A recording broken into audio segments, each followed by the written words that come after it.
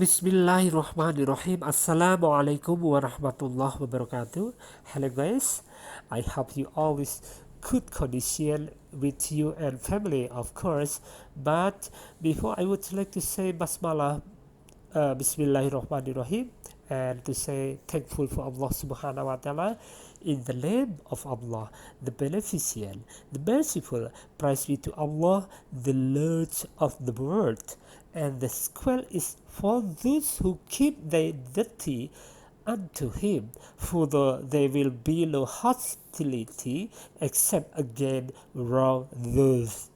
Blessing and salutation be upon the most honorable Prophet and Messenger Muhammad sallallahu alaihi wasallam, his family, all this his discipline, and those who follow them in goodness till the day of the judgment. And I offer my expression of gratitude to Allah Ta'ala due to his favor and charity, so we could carry on this activity, the lecture today for PAE, the first semester. Well, take it out with some instruction for me, so please follow this instruction. Thank you. And for the first meeting to talk about the material, Unit 1, talking about someone, Mr. menggunakan buku Active English Conversation ya, and structure. Jadi di buku ini kita banyak membahas tentang kemampuan berbicara dan membahas tata bahasa. Nanti ada latihan-latihan yang bisa dikerjakan, ditulis di buku tulis, jangan dikirim sebelum ada instruksi dari Mister. Kemudian suatu saat kita akan mengumpulkan secara manual. Oke, kita ikuti langkah pertama pembelajaran bahasa Inggris untuk PAE. Baik, untuk slide yang kedua adalah reading. Kalian tirukan cara membaca reading, kemudian pahami bacaannya, lalu kita akan menjawab di slide berikutnya pertanyaan-pertanyaan yang berhubungan dengan reading. Coba perhatikan. My name is Elizabeth. My nickname is Beth. I am 25 years old. My address is 27 Connecticut Street, Marysville, California. My telephone number is 7248590. I am still single. I am not married yet. I am a secretary. My office isn't far from my home. It is about 5 miles. I have one brother and 2 sisters. They are still students. They are at school now. What about you? Are you also a student? Setelah memahami bacaan di slide kedua, kalian jawab dengan baik dengan pertanyaan dan jawaban yang lengkap. Answer the following question. Contoh nomor 1. What is her name? Jawaban yang lengkap adalah her name is Elizabeth. Pertanyaan-pertanyaan yang tertera di sini adalah pertanyaan dengan menggunakan WH question. What menanyakan benda, how menanyakan keadaan, what dan juga where menanyakan tempat, serta ada kalimat tanya yang jawabannya yes atau no, yaitu yang diawali dengan is atau to be ya. Is she married or single? Pasti jawabannya yes atau no. Coba dijawab dengan baik, ditulis di bukumu, di buku tulis, kemudian suatu saat akan dikumpulkan. Untuk slide yang keempat, look at the picture and answer the following question. Jadi perhatikan foto itu kita sebut Elizabeth ya, padahal bukan sebenarnya, tapi saya mengambil yang berjilbab. Do you think Elizabeth is beautiful? Dijawab yes atau no. Kalimat-kalimat yang menggunakan kata bantu do dan does dan to be, jawabannya selalu yes atau no. Di sini banyak mengungkapkan pertanyaan yang diawali dengan kata bantu do atau to be seperti is, are, is. Kemudian ada beberapa where dan how, itu yang menggunakan WH question. Coba dijawab dengan betul. Contoh, do you think Elizabeth is beautiful? Apa kamu pikir Elizabeth itu cantik? Jawab yes atau no ya. Jadi sesuai dengan gambarnya. Pada berikutnya nanti kita akan bahas lagi. Baik, pada slide yang kelima, di buku ini membahas tentang structure, yaitu susunan tata bahasa.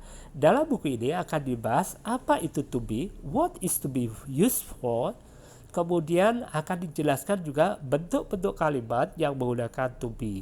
Kita akan membahas pada slide berikutnya. Pada slide yang ke-6 sampai 11 kita akan membahas tentang to be. Apa itu to be? To be adalah kata penghubung antara subjek dan juga objek. Kalau dalam bahasa Indonesia itu predikat ya, atau artinya adalah, jadi dihubungkan. Contohnya to be untuk subjek yang jamak seperti I, we, you, they itu adalah are. Sedangkan untuk yang tunggal he, she, it itu adalah is. Dalam kalimat afirmatif atau positif dicontohkan seperti bentuk long form and short form. Kalian boleh memilih yang long form atau short form. Kemudian pada berikutnya kita mengenal contoh to be di verb to be bagian slide ke-7 ya. Di situ ada subjek I, my father dan juga we. Itu jelas ada to be-nya am, is, are. Jadi ketika subjeknya tunggal ya pakai is, ketika subjeknya lebih dari satu adalah are. Am itu termasuk jamak ya, karena di sini am digunakan sebagai to be untuk kata subjek I. Dan pada slide yang ke-8 perhatikan contoh dari penggunaan to be sebagai description, kemudian classification, location, place of origin, age, weather, dan time. Semua menggunakan to be yang tunggal. Perhatikan kata-kata kalimatnya. Dan pada slide yang ke-9, to be dengan description seperti is, are, is, am. Kenapa New York City adalah tunggal? Makanya to be-nya menggunakan is. People adalah jamak menggunakan are. Selanjutnya slide yang ke-10 dan penggunaan be atau to be dengan description. Ketika satu kota itu adalah is.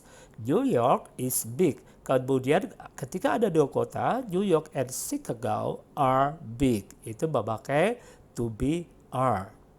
Pada slide yang ke-11, slide yang ke-12, maaf, akan kita bahas countable noun. Selanjutnya pada slide 12 sampai dengan 19 kita akan membahas countable nouns dan uncountable noun.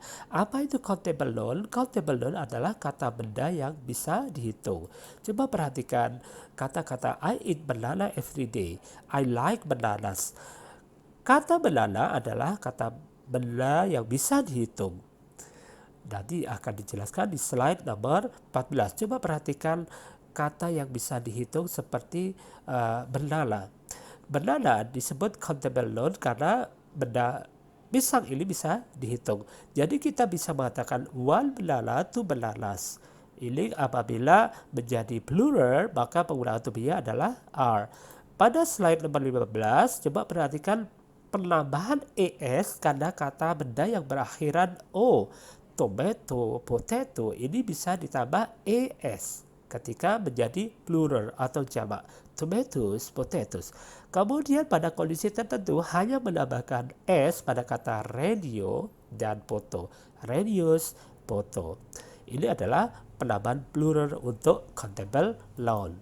Kemudian uncountable noun itu adalah seperti rice. Rice ini tidak bisa dihitung karena rice termasuk kata benda yang tidak bisa dihitung. Coba perhatikan slide 18.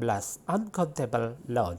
Uncountable noun hanya mempunyai bentuk yang satu. Jadi tidak bisa dibuat countable karena ini tidak mungkin bisa dihitung. Dan uncountable noun itu adalah sesuatu yang kita tidak bisa menghitungnya. Jadi kita tidak bisa mengatakan one rice, two rice atau yang lain. Coba perhatikan di slide yang terakhir, slide nomor 19. Uncountable noun contohnya seperti salad. salad dressing, lettuce, ham, water, and milk. Ini semua benda-benda itu tidak bisa dihitung. To-be-nya menggunakan apa? To-be-nya tentu saja menggunakan yang tunggal, bukan yang jamak ya. Kita akan melanjutkan ke slide yang berikutnya. Baik, selanjutnya slide ke-20 sampai 24 kita akan mengenal penggunaan Sam dan Ellie. Kapan kita menggunakan Sam dan kapan kita menggunakan Ellie? Coba perhatikan slide 20.